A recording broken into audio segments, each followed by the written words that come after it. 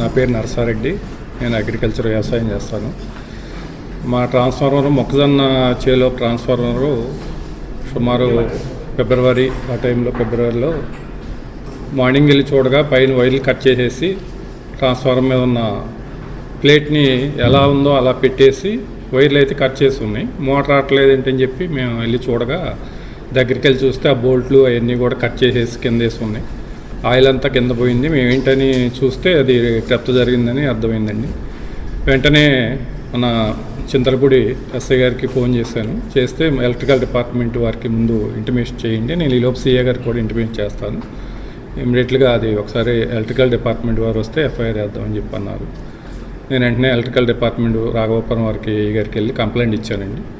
Complaint ఇస్తే అదే రోజు వచ్చి మన ఎస్ఐ గారిని కలిసి ఎస్ఐ గారును మన ఎలక్ట్రికల్ డిపార్ట్మెంటు పోలీస్ డిపార్ట్మెంట్ వారు కూడా సమన్వయంతో వెంటనే ఎఫ్ఐఆర్ ఫైల్ చేసి మీకు న్యాయం చేస్తామని చెప్పారు. అట్లాగే మన ఎస్ఐ గారు సతీష్ కుమార్ గారు అలాగే సిఏ గారు క్రాంతి కుమార్ గారు కూడా తంబు ఇంప్రెస్ చేసే వాళ్ళని కూడా రప్పించి ఆల్రెడీ ఆ రోజు ట్రేస్ అవుట్ చూశారు.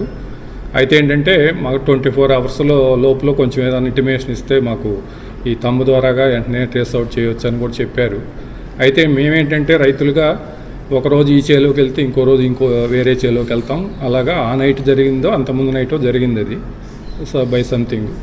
తర్వాత ఎలక్ట్రికల్ డిపార్ట్మెంట్ వారు మాకు పోలీసు వారు కూడా బాగా కోఆపరేట్ చేసి మా రైతు బాధలను అర్థం చేసుకొని వెంటనే ఆ ట్రాన్స్ఫార్మర్ కూడా ఏర్పాటు చేస్తానని చెప్పి ఏడీ గారు తర్వాత ఎస్ఐ గారు వీళ్ళు కూడా మాకు వెంటనే వాళ్ళని పట్టుకొని మేము ఇచ్చేస్తామని చెప్పారు. వారి ద్వారాగానే ఈ రోజున మేము రైతులు ఏంటంటే రైతు బాధ ఏంటంటే మేము ఈ రోజున ప్రకృతి వల్ల ఒక రకంగా నష్టపోతున్నాం. ఒక పక్కనేమో ఇట్లా ఈ విధంగా ట్రెప్తలు చేసి ట్రాన్స్ఫార్మర్ ట్రెప్త్ అయితే సార్ ఇవాళ ట్రెప్త్ అయ్యి వారు ఇచ్చేటప్పటికేనే మాకు ఎంత లేదన్నా ఒక 10 days పట్టేద్దండి. ఈ లోపల పంట పాడైపోద్ది. మొక్కజొన్న చేను ఆల్రెడీ మాది నిలువున ఎండిపోయింది సార్. ఒక 2-3 days నీళ్ళు లేకపోతేనే ఆగదు సార్. అలాంటిది 10 days పక్కనేదో వేరే రైతు ఆల్టరేషన్ చేసుకొని ఏదో మేము చేసుకున్నాం. ఇప్పుడు ఈ మీడియా సమావేశం సందర్భంగా వాళ్ళకు కూడా చెప్పేది ఏంటంటే ఇవాళ రైతు పండిస్తేనే ఎవరైనా సార్ తినేది.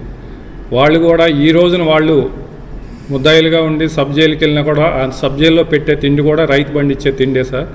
వాళ్ళు కూడా ఒకసారి ఆలోచించి వాళ్ళు ఏదో వాళ్ళకి వస్తుందో నాకు తెలిసి 1000, 2000, 3000 వస్తాయని అన్నారు సార్. మాకైతే తెలియదు.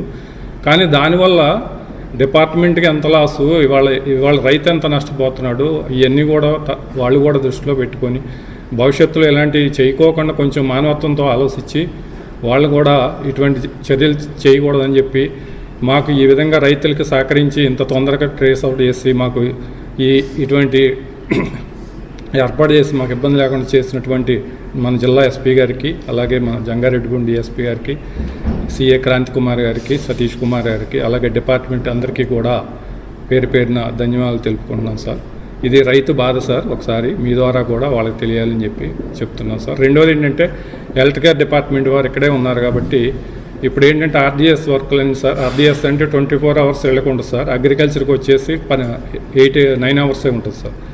ఇంకా అక్కడ నుంచి ఇదివరకు కొంచెం భయం ఉండేది సార్ వాళ్ళకి. ఎందుకంటే సింగిల్ బేస్ కరెంట్ ఉంటుందేమో, మనం ఎలా కట్ చేయాలి అట్లా ఏంటి అనేది ఉండేది. ఇప్పుడు ఆ భయం ఉండదు సార్ వాళ్ళకి.